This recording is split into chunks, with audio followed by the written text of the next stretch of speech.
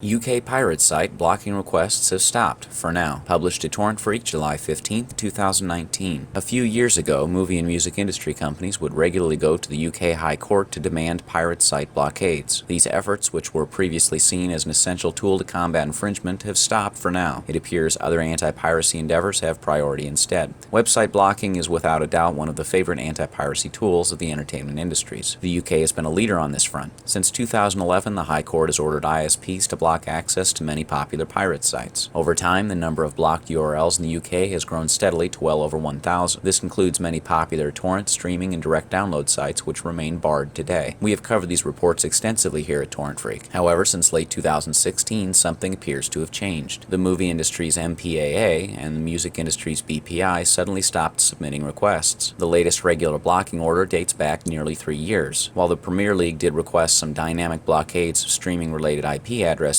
more recently, there have been no new efforts targeting traditional pirate sites. This lack of new blocking requests is striking, especially since the UK model is often used as a prime example of anti-piracy enforcement around the world. Just a few months ago, MPAA and RIAA argued that it should become part of a possible US-UK trade deal. Website blocking has been successful in the United Kingdom, with 63 music sites being ordered to be blocked following music rights holders' initiatives. On average, this produces a reduction in the use of these sites by UK users by approximately 75%, the RIAA said at the time. Despite this effectiveness, UK piracy site blocking efforts have been rather stagnant. While older court orders are still updated with new domain names, no new sites have been targeted by the MPAA and BPI in recent years. As such, new pirate sites can flourish. TorrentFreak reached out to the MPA and BPI for a comment on this apparent slowdown. Neither organization gave a concrete reason for the absence of recent applications. MPAA informed TorrentFreak that it will continue to use a range of different methods for its enforcement efforts around the world. That includes working with local enforcement agencies to refer criminal cases, offering consumers new and innovative ways to access content, as well as seeking court orders to block access to pirate sites. The MPA will continue to use this range of methods as appropriate in the UK, as we do around the world, ensuring that filmmakers everywhere are compensated for the work and that revenues can be reinvested in new productions continues to be the #1 priority of the MPA, the group said. BPI also stressed that site blocking remains part of its anti-piracy toolbox. There are a very wide range of effective and complementary tools we use to reduce music piracy. Site blocking is just one of these, a BPI spokesperson told us. BPI's other tools include delisting infringing URLs from search engines, site demotion under the Search Engine Voluntary Code of Practice, direct litigation against sites, criminal investigations, disrupting money flows to pirate sites, anti-piracy partnerships with online platforms, and consumer education. The music group didn't provide any details that explain why no new blocking orders were requested in recent years. However, it suggests that other tools are more appropriate at the current time. The mix of techniques we use varies over time and reflects the most appropriate strategy in dealing with a given problem at a given time, the BPI spokesperson says.